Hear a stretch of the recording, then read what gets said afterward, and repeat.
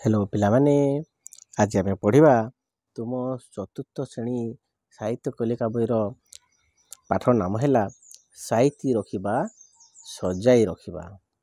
यही पाठटी लिखिं पद्मलोचन पाल्टा सिंह। ठीक अच्छे पिलामाने ताहले शीघ्र शीघ्र चल आम पाठटी आरंभ करवा।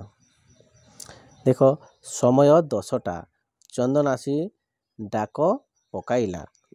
बुझिल समय केते बाइसी समय 10टा किए आसी डाक पकाइले डाकिला चंदन आसी डाक पकाइला। तू एपर्यंत बाहरी नाहू तोर सबुदिन विलंब हेउछि। तन्मय बड़ व्यस्त होई सार्ट खोजुथिला। एतिकी बेले ता बो धला सार्टटिए धरी सेठारे पहुँचिले। पचारिले पिजुली गछ डालरे याकू किए रखिथिला। तन्मय प्रतिदिन कौन ना कौन हजाए। ताकू खोजिबारे तार सबु समय नष्ट हुए। केउ दिन पैंट सार्ट आलमारी पछपटे पड़ी थाए तो केउ दिन अलणारू लुगा तले रही जाई थाए। बही खाता कलम पेंसिल लबर स्केल जहा खोज खोजिला बेले हठात किछि मिले नहीं। देख एटा तन्मय देख पिला माने याडे साडे से सामान पत्र को तार बही पत्र कौन करछि फोपाड़ी देछि। खोजिले पाइब कि पाइब नाही। ता माँ देख एटा सार्ट थी बाहर पड़ी थिला को जाम कोली गछरे थिला सेटा को सी आनी देछंती। देख एही असुविधा बार बार रागी रही थाए। घरू बाहरिला बेले को तन्मय बो उपरे राग तमतम होई बाहरे। ये कथाटार माउसी पुओ भाई चंदन प्रतिदिन देखे हेले से व्यस्त हुए नहीं। तन्मय ठारू से बयस बड़ सप्तम श्रेणी पढ़ुछि। तन्मय को से स्नेह करे ताकू साथी स्कूल को डाकी नेबार दायित्व माउसी ताकू देइछंती। सेथिरे से आनंदित। घरू बाहरी पड़िल दुहे खुशी मनरे गप करी करी स्कूल को जानती। से दिन स्कूल जीवा बाटरे चंदन कहिला तन्मय तू तो जिनिस तक साइती करी रखु नाहु काहीकि। जिनिस सजाई रखिले खोजिबाकू पड़े नाही। तन्मय कहिला मु कौन सजाड़ी कर रखु नाही कि आम चिनु परा सबू घांटी पकाउछि।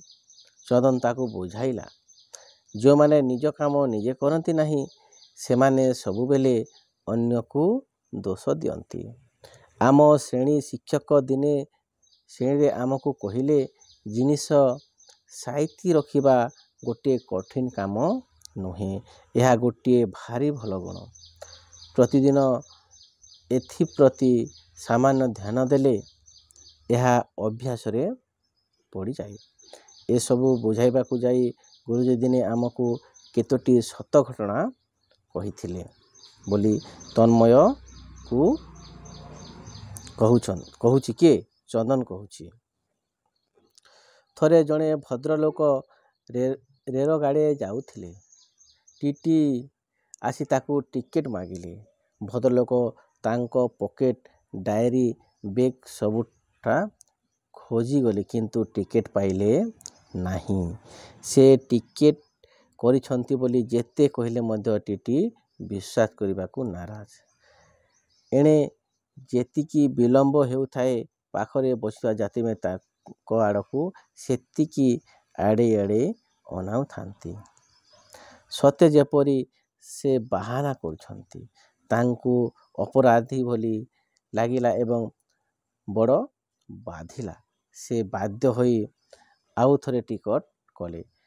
ता सांग को जरिमाना मध्य देले। से गाड़ी रो ओह्लाई घर को आसिला बेले बाटरे बैग भितर टिकेट खंडिक पाइले। बैग भितरे गोटे पॉकेट थिला। सेथिरे टिकट टिको रखु रखु तांको अजणातरे ताहा खंडिए भाग भितरे रही जाइथिला। समस्या अजत्नरु ताकू अपमान और धनहानि उभय सहिबाकू पड़िला। जो जिनिसटी जो जगारे रहिबा कथा ताकू ठीक से ही जगारे रखिले घरटी ସଫା ସତର ରହେ, ସ୍ଥାନଟି ସୁନ୍ଦର ଦିଶେ। ଏଭଳି କେତେକ ଜିନିଷ ଅଛି ଯେଉଁଗୁଡ଼ିକ ଯତ୍ନ ସହିତ ସାଇତି ରଖିଲେ ଭବିଷ୍ୟତରେ ସେଗୁଡ଼ିକ ମୂଲ୍ୟବାନ ସଂଗ୍ରହ ରୂପେ ବିବେଚିତ ହୋଇଥାଏ। ଡାକ ଟିକେଟ, ପୁରୁଣା ମୁଦ୍ରା, ଶଙ୍ଖ ଓ କଉଡ଼ି ଭଳି ସାମୁଦ୍ରିକ ପଦାର୍ଥ, ପକ୍ଷୀମାନଙ୍କର ପର, ବିଭିନ୍ନ ପ୍ରକାର ଦୁର୍ଲଭ ପଥର ସଂଗ୍ରହ କଲେ ସେଥିରୁ ଅନେକ କଥା ଜାଣି ହୁଏ।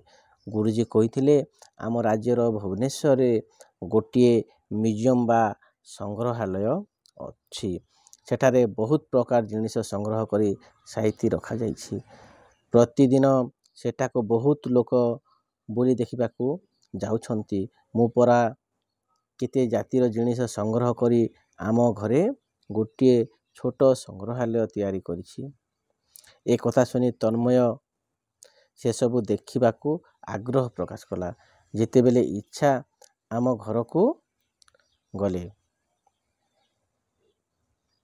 ସବୁ ଜିନିଷ ଦେଖେଇ ଦେବି ବୋଲି ଚନ୍ଦନ ଆନନ୍ଦରେ କହିଲା। ସେହିଦିନ ସନ୍ଧ୍ୟାରେ ତନ୍ମୟ ସବୁ କଥା ତା ବୋଉକୁ ଜଣାଇଲା। ତା ପରଦିନ ଛୁଟି ଥିଲା। ତନ୍ମୟ ଚନ୍ଦନ ଘରକୁ ବୋଉଙ୍କ ସାଥିରେ ଗଲା।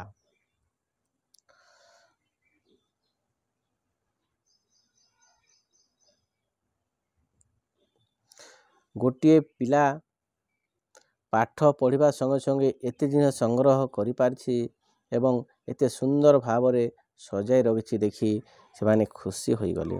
ଚନ୍ଦନ ନାନା ପ୍ରକାର ପଥର, ପଶୁପକ୍ଷୀଙ୍କ ଚିତ୍ର, ପକ୍ଷୀଙ୍କର ପର, ଡାକ ଟିକେଟ, ମୁଦ୍ରା ଇତ୍ୟାଦି ସଂଗ୍ରହ କରିଥିଲା। ସେ ପତ୍ର ପତ୍ରିକାରୁ କେତେକ ଲେଖା କାଟି କରି ରଖିଛି। ତାର ଗୋଟିଏ ଫଟୋ ଆଲବମ୍ ମଧ୍ୟ ଅଛି। ବିଭିନ୍ନ ଚିତ୍ର, ଜିନିଷ ଏବଂ ପରିଷ୍କାର ପରିଚ୍ଛନ୍ନ ସାଜସଜ୍ଜା ଦେଖି ତନ୍ମୟକୁ ଭାରି ଭଲ ଲାଗିଲା। ସେ ସେଠାରେ ଅନେକ ପ୍ରକାର କଣ୍ଢେଇ ବି ଦେଖିଲା। ସେ ପୁଣି ଦେଖିଲା ଚନ୍ଦନ ପ୍ୟାଣ୍ଟ ସାର୍ଟ ସୁନ୍ଦର ଭାବରେ ସଜାଇ ରଖିଛି। ତାର ସବୁ ବହି ନୂଆ ପରି ଚିକ୍ ଚିକ୍ କରୁଛି। ମାଉସୀ ଖୁସି ହୋଇ ଚନ୍ଦନକୁ କହି ପକାଇଲେ, ପୁଅ ତୁ ଘରେ ଗୋଟିଏ ଛୋଟ ସଂଗ୍ରହାଳୟ କରି ଦେଇଛୁ। ତନ୍ମୟ କ'ଣ ଦେଖିବ ତୋର ସଂଗ୍ରହାଳୟକୁ ବଡ଼ ମଣିଷ ମଧ୍ୟ ଆସି ଦେଖିବି। ତନ୍ମୟ ଫଟୋ ଆଲବମ୍ ଓ ଚଢ଼େଇମାନଙ୍କର ଚିତ୍ର ଦେଖିସାରି ଡାକ ଟିକେଟ ଆଲବମ୍ ଦେଖୁ ଦେଖୁ ବୋଉକୁ କହିଲା, ବୋଉ ଚିନୁକୁ ଆଣିବା, ସେ ବି ଦେଖିବ। ଏସବୁ ଦେଖିଲେ ସେ ଆଉ କିଛି ଫୋପଡ଼ା ଫୋପାଡ଼ି କରିବ ନାହିଁ ବୋଲି ସେ କହୁଛି। ବୋଉ କହିଲା, ତୁ ଏଣିକି ତୋ ଜିନିଷ ସାଇତି ରଖ। ସେ ତା ଦେଖୁ ବଡ଼ ଭାଇଠୁ ସାନ ଭାଇମାନେ ଅନେକ କଥା ଶିଖନ୍ତି ବୋଲି ମା କହିଲେ। ଚନ୍ଦନ କହିଲା, ନିଜ ଜିନିଷ ସାଇତି ରଖିଲେ ଏବଂ ସଜାଇ ରଖିଲେ ତୁ ବୁଝିପାରିବୁ ଏଥିରୁ କେତେ ଆନନ୍ଦ ମିଳେ। ସାଇତି ରଖିଥିବା ଅଭ୍ୟାସ ମଣିଷକୁ ଯତ୍ନଶୀଳ, ଦାୟିତ୍ୱବାନ ଓ ଶୃଙ୍ଖଳିତ କରିଥାଏ। ଜଣେ ଯତ୍ନଶୀଳ ଓ ଦାୟିତ୍ୱବାନ ଲୋକ ଜୀବନରେ କେବେ ହାରିଯାଏ ନାହିଁ।